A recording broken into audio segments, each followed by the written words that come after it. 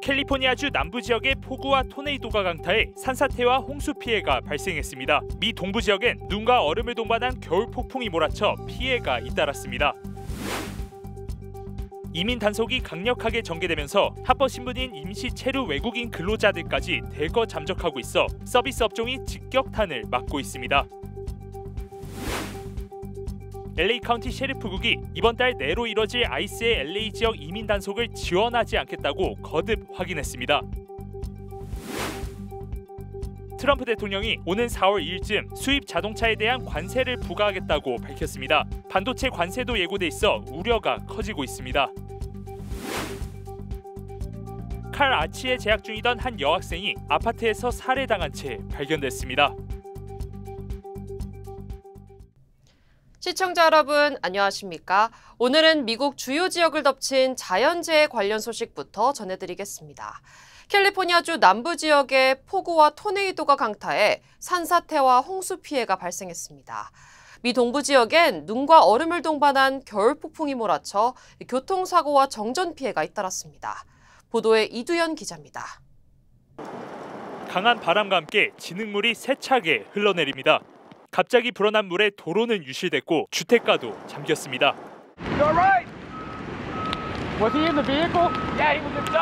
도로를 통제하던 소방국 차량은 산사태에 휩쓸려 떠내려갔습니다. 토네이도가 강타한 주택은 그야말로 쑥대밭이 됐습니다. Very scared. My 11-year-old granddaughter came out of the room and she was shaking, crying. She had never experienced something like that before. 국립기상국은 LA 카운티 산간 지역에 6인치 이상의 비가 내리고 벤투라 카운티 일부 지역에는 토네이도까지 덮쳐 큰 피해가 발생했다고 밝혔습니다. 특히 LA 산불로 인해 지반이 약해진 지역에도 폭우가 내려 산사태 피해가 잇따랐습니다. Widespread event that could impact a lot of different areas within the city, but especially hazards in and around the areas that have recently burned. 이번 폭우는 LA에 지난 9개월간 내린 비를 합친 양보다 더 많은 비가 쏟아진 것으로 분석됐지만 인명 피해는 보고되지 않은 것으로 알려졌습니다. 한편 켄터키주와 워싱턴 DC 등 미 동부 지역에는 폭설을 동반한 겨울 폭풍이 강타했습니다. 폭설로 인해 버지니아주에서만 300여 건의 교통사고와 13만 7천여 가구가 정전 피해를 입었고 메릴랜드주에서는 200여 건의 차량 충돌 사고가 발생했습니다. 폭풍이 지나간 캘리포니아 남부 지역에는 이번 주말 화창할 것으로 예보됐으며 내일 미 동남부 지역에 폭풍이 강타할 것으로 전망됐습니다. LA에서 SBS 이두현입니다. 아이스 이민 단속이 강력하게 전개되면서 합법 신분인 임시 체류 외국인 근로자들까지 대거 잠적하고 있어 서비스 업종이 직격탄을 맞고 있다고 월스트리트저널이 보도했습니다.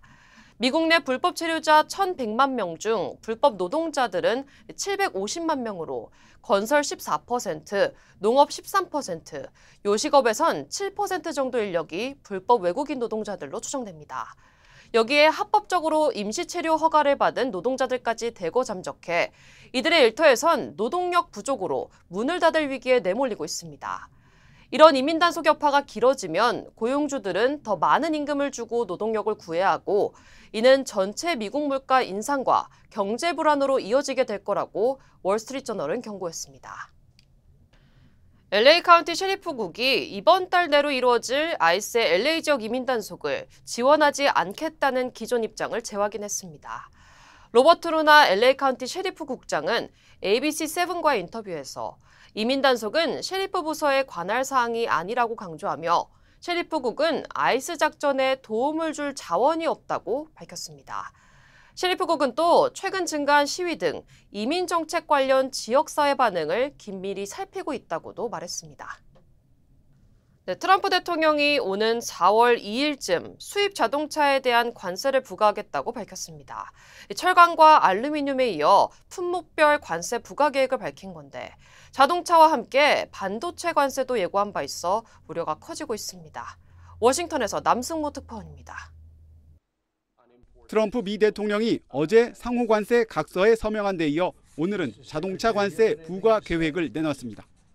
트럼프는 백악관 집무실에서 행정명령 서명 도중 기자들 질문을 받고 오는 4월 2일쯤 수입 자동차에 대한 관세를 부과할 계획이라고 말했습니다. 미 상무장관 지명자가 각 국가별로 상호관세 부과안 준비를 마치겠다고 밝힌 4월 1일 바로 다음 날입니다. 트럼프는 그간 자동차와 반도체에 대한 관세 부과를 예고해왔습니다. 미국은 현재 한미 FTA에 따라 전기차를 포함한 승용차에 대해 2016년부터 무관세를 적용하고 있는데 업계에선 자동차 관세 부과 시 한국에는 10% 관세를 매길 가능성이 큰 걸로 보고 있습니다. 지난해 자동차 수출액은 707억 8,900만 달러로 이 가운데 대미 수출액은 49.1%인 347억 4,400만 달러로 절반에 육박해 실제 관세 부과 시 피해가 우려됩니다. 특히 자동차와 관련 부품은 한국에 대한 미국의 무역 적자 비중 가운데 71.9%를 차지해 우리나라 전체 수출에도 상당한 여파가 예상됩니다. 앞서 트럼프는 품목별 관세로 다음 달 12일부터 모든 철강과 알루미늄에 25% 관세를 부과한다고 발표한 바 있습니다. 트럼프는 반도체에 대한 관세 부과 계획도 예고한 바 있어 자동차에 이어 반도체까지 관세가 현실화할 경우 우리 경제에 적지 않은 타격이 우려됩니다. 워싱턴에서 SBS 남승호입니다. 백악관이 AP통신의 대통령 집무실과 전용기 에어포스원 출입을 금지했습니다. AP가 대통령의 행정명령에 따라 멕시코만 표기를 미국만으로 변경하지 않았다는 이유에서입니다. 테일러 부도위치 백악관 부비서실장은 오늘 소셜미디어 X를 통해 AP통신은 미국만의 합법적인 지명 변경을 무시해 분열을 일으키고 잘못된 정보를 퍼뜨리겠다는 의지를 보였다고 강조했습니다. 그러면서 AP통신 기자와 사진 기자들은 백악관 건물 출입 자격만 유지할 것이라고 말했습니다. AP통신과 뉴욕타임스 등 미 주류 언론들은 400년 이상 공식적으로 통용돼 국내외 독자들에게 친숙한 점을 고려해 멕시코만 표기를 유지하겠다는 입장입니다. AP 측은 보도 내용을 이유로 처벌하려는 의도가 노골적이라며 헌법적 권리 침해를 방어할 준비가 돼 있다고 밝히며 법적 조치를 예고했습니다. 카라치에 재학 중이던 한 여학생이 아파트에서 숨진 채 발견됐습니다. LA 셰리프국은 지난주 화요일 산타클라리타의 한 콘도에서 23살 맹한 장 씨가 숨진 채 발견됐다고 밝혔습니다. 발견 당시 장 씨는 상반신에 여러 차례 공격을 당한 흔적이 있었던 것으로 드러났습니다. 이에 대해 경찰은 장 씨와 함께 콘도에 머물렀던 20대 아시안 남성을 공개 수배했습니다. 현재 용의자의 신원은 확인되지 않았으며 경찰은 용의자 검거를 위해 $2만 달러의 보상금을 걸고 제보를 당부했습니다. 조지아주 도라빌의 한 한인 한의사가 성폭행 혐의로 체포됐습니다. 도라빌 경찰에 따르면 지난해 4월과 12월 한의사 김모 씨에 대한 성폭행 피해 신고가 접수됐고 이후 수사가 본격화되면서 경찰은 지난 월요일 김 씨를 전격 체포했습니다. 현재 김 씨는 5건의 성폭행과 1건의 가중 성폭행 혐의로 기소됐으며 보석 후 풀려난 것으로 알려졌습니다. 경찰은 추가 피해자가 있을 가능성이 크다며 관련 제보를 당부했습니다. 한편 김 씨의 친구사 면허는 여전히 유효하며 최근까지 한의원을 운영한 것으로 확인됐습니다. 위스콘신주에서 스쿨버스와 트럭이 충돌하는 사고가 발생했습니다. 지난 화요일 오후 4시쯤 파인길 선상의 한 주택 앞에서 트럭 한 대가 스쿨버스를 들이받았습니다. 이 사고로 버스에서 하차 중이던 5살 소녀가 도로로 튕겨나갔지만 심각한 부상은 입지 않았습니다. 스쿨버스에 탑승 중이던 학생들은 가벼운 찰과상과 타박상을 입은 것으로 전해졌습니다. 경찰은 정확한 사고 원인을 조사 중이며 트럭 운전자는 강한 햇빛으로 사고가 발생했다고 주장했습니다. 인기 쿨러박스 106만 개가 손가락 부상 위험으로 리콜됩니다. 미 소비자제품안전위원회는 제품의 손잡이 부분이 사용자의 손가락을 절단 또는 짓누를 가능성이 제기된 이글루의 플립 앤드 토 롤링 쿨러 106만 개를 리콜한다고 밝혔습니다. 현재까지 이 제품과 관련해 손가락 끝 절단, 골절 및 찰과상 등 12건의 부상이 보고됐습니다. 이 쿨러는 2019년 1월부터 지난달까지 전국의 코스코, 타겟 등 매장과 온라인 사이트에서 판매됐으며 리콜 대상 제품은 2024년 1월 이전에 제조된 제품들입니다. LA 한인회에는 한인들이 보내주시는 LA 산불 피해 돕기 성금이 계속 이어지고 있습니다. 한길교회 2025 돌봄사역부와 모세회에서 $2,000, 원불교 미국 교당에서 $2230, 서울 메디스파 $2,000, 그리고 영한님이 $10,000 등 많은 분들이 모금에 동참해 주셨습니다. 지금까지 모인 성금은 $18만 541달러입니다. 한국 소식입니다. 헌법재판소가 윤석열 대통령 탄핵 심판 추가 증인으로 한덕수 국무총리 등 3명을 채택했습니다. 헌재는 오는 20일 변론을 한 번 더 진행하기로 했는데 윤 대통령 측은 같은 날 형사재판이 시작된다며 기일을 변경해달라고 요청했습니다. 평광훈 기자입니다. 헌법재판소는 재판관 평의를 진행한 뒤 한덕수 국무총리와 홍장원 전 국정원 1차장, 조지호 경찰청장을 증인으로 채택했다고 밝혔습니다. 윤 대통령 측의 추가 증인 신청 요구 중에 일부를 받아들인 겁니다. 재판부는 오는 21일 10차 변론기일로 지정하고 오후 2시부터 한 총리, 홍 전 차장, 조 청장 순으로 증인 신문을 진행하기로 했습니다. 다만 건강상 이유로 2차례 불출석 사유서를 냈던 조 청장은 이번에도 불출석할 가능성이 큽니다. 증인들이 출석한다면 한 총리에게는 국무회의 절차와 계엄 직전 국정 상황을 주로 묻고 조 청장에게는 삼청동 안가에서 받은 국회 진입 명령과 관련해 신문이 이뤄질 걸로 보입니다. 이미 한 차례 증언대에 섰던 홍 전 차장은 증인으로 나섰던 조태용 국정원장과 체포조 운영 지시 의혹 등에 대해 진술이 엇갈리는 부분을 소명할 걸로 보입니다.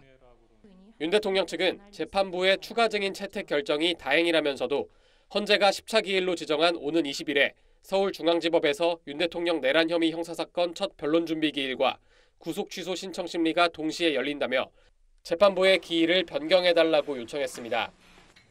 윤 대통령 최후 변론을 위한 최종 기일이 최소 한 번 더 필요한 데다 기일 변경 가능성까지 있는 만큼 윤 대통령 탄핵 심판 변론은 2월 마지막 주까지 이어질 걸로 보입니다. SBS 평광현입니다. 오늘 한국 곳곳에서는 윤석열 대통령 탄핵 찬반 집회가 나란히 열립니다. 서울에선 현지 시간 낮 1시 세종교차로에서 대한문 사이에서 탄핵 반대 집회가, 오후 5시 광화문 일대에선 찬성 집회가 각각 열려 차량 통행이 일부 제한됩니다. 광주에서도 낮 1시 금남로에 수만 명이 집결한 대규모 탄핵 반대 집회가 예정된 가운데 200m 떨어진 5.18 광장에선 탄핵 촉구 맞불 집회가 예고돼 긴장이 높아지고 있습니다. 위넨 안보회의가 열리고 있는 독일에서 우크라이나 종전 방안 논의를 위해 벤스 부통령이 이끄는 미국 대표단과 젤렌스키 우크라이나 대통령이 직접 만났습니다. 이번 안보회의에서는 트럼프 대통령 취임 후 첫 한미 외교장관 회담도 진행됩니다. 박수진 기자입니다. 벤스 부통령이 이끄는 미국 대표단과 젤렌스키 우크라이나 대통령이 뮌헨 안보회의가 열리고 있는 독일에서 만났습니다. 트럼프 미국 대통령이 푸틴 러시아 대통령과 통화해 종전 협상을 즉각 시작하기로 합의했다고 밝힌 지 이틀 만입니다. We want the war to come to a close. We want the killing to stop, but we want to achieve a durable, lasting peace. And certainly we'll have many more in the days, weeks, and months to come. 미국이 구상 중인 종전안의 구체적 내용이 공개되진 않았는데 젤렌스키 대통령은 첫 만남에서 좋은 대화를 나눴다며 푸틴을 막을 계획을 준비해야 한다고 강조했습니다. What we need to speak more, to work more, and to prepare the plan how to stop Putin and finish the war. We want peace very much, but we need real security guarantees. 트럼프 대통령이 우크라이나와 유럽을 패싱하고 러시아의 편향적인 협상에 나설 수 있다는 우려가 커지는 가운데 젤렌스키 대통령은 푸틴 대통령과 직접 만나는 건 미국과 유럽의 공동 입장이 정해진 뒤에만 가능하다고 선을 그었습니다. 이번 뮌헨 안보회의에선 트럼프 취임 후 첫 한미 외교장관 회담도 진행됩니다. 조태열 외교부 장관은 마코 루비오 미 국무장관과 회담을 위해 조금 전 독일 뮌헨에 도착했습니다. 철강 알루미늄 25% 관세 문제하고 또 상호 관세 적용 문제에 대해서 저희들의 생각을 입장을 좀 밝히고 협의에 의한 그런 해결 의지를 밝히고 해법을 모색할까 그런 생각을 하고 있습니다. 한미 양자 회담 후에는 이와야 다케시 일본 외무장관이 참여하는 한미의 3자 회담도 진행할 예정입니다. SBS 박수진입니다. 옛 소련 당시 최악의 원전 사고가 일어난 우크라이나 북부 체르노빌 원자력 발전소에서 현지 시간 14일 새벽 폭발이 발생했습니다. 사상자는 없으며 내외부 방사능 수치는 안정적으로 유지되고 있다고 국제원자력기구는 밝혔습니다. 우크라이나 측은 러시아의 드론 공격이라고 주장했지만 러시아는 부인했습니다. 체르노빌 원전의 원자로 가동은 중단됐지만 냉각시설에 사용 후 핵연료가 보관돼 있습니다. 네, 어제 저녁 한 남성이 서울 명동에 있는 주한 중국 대사관에 난입을 시도하다 경찰에 붙잡혔습니다. 닷새 전 국가인권위원회가 윤석열 대통령 불구속 수사 안건을 논의할 때에도 나타나 논란을 빚었던 인물입니다. 배성재 기자입니다. 붉은 담벼락 앞 경찰들이 동시에 뛰어가 한 남성을 막아섭니다. 어제 저녁 7시 반쯤 주한 중국 대사관에 난입하려던 40대 남성 안모 씨를 저지하는 겁니다. 안 씨는 당시 미국 마블 영화사 캐릭터 캡틴 아메리카 차림으로 중국 대사관에 테러할 거라고 말한 뒤 달려든 걸로 전해집니다. 경찰에 체포된 뒤 안 씨는 자신의 SNS에 협중 여론을 피부로 깨달아보라는 메시지 전달이 목적이었다고 주장했습니다. 지난 2018년 구의원 선거 출마 이력이 있는 안 씨는 닷새 전 국가인권위원회가 윤석열 대통령 불구속 수사 권고 안건을 논의하던 날에도 캡틴 아메리카 차림으로 나타나 승강기를 통제해 논란을 빚었습니다.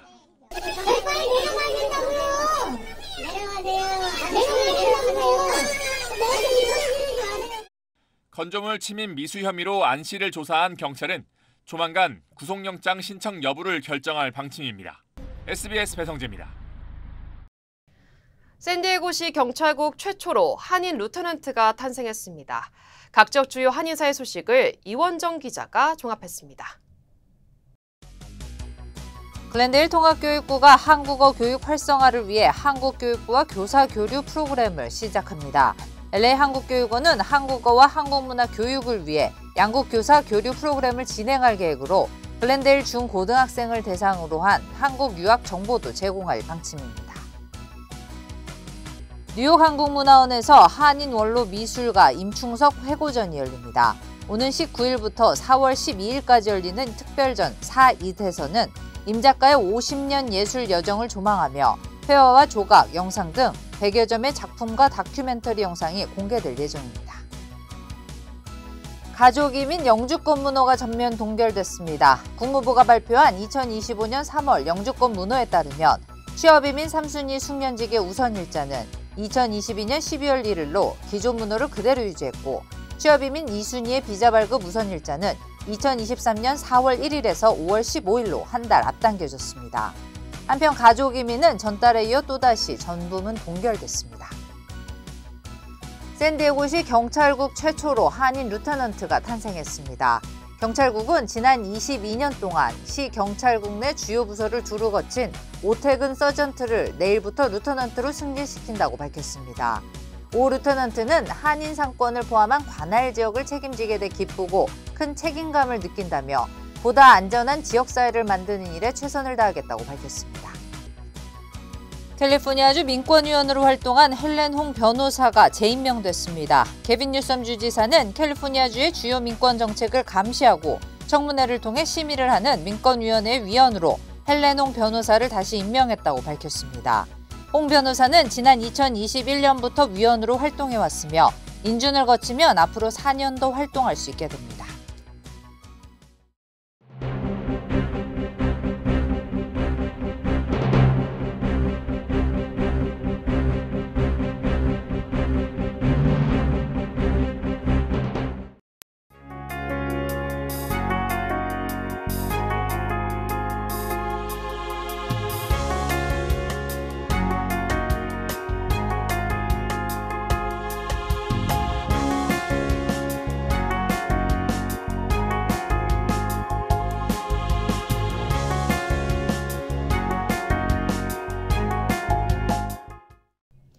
저희 SBS 이브닝 뉴스는 유튜브 채널에서 언제든지 다시 시청하실 수 있습니다.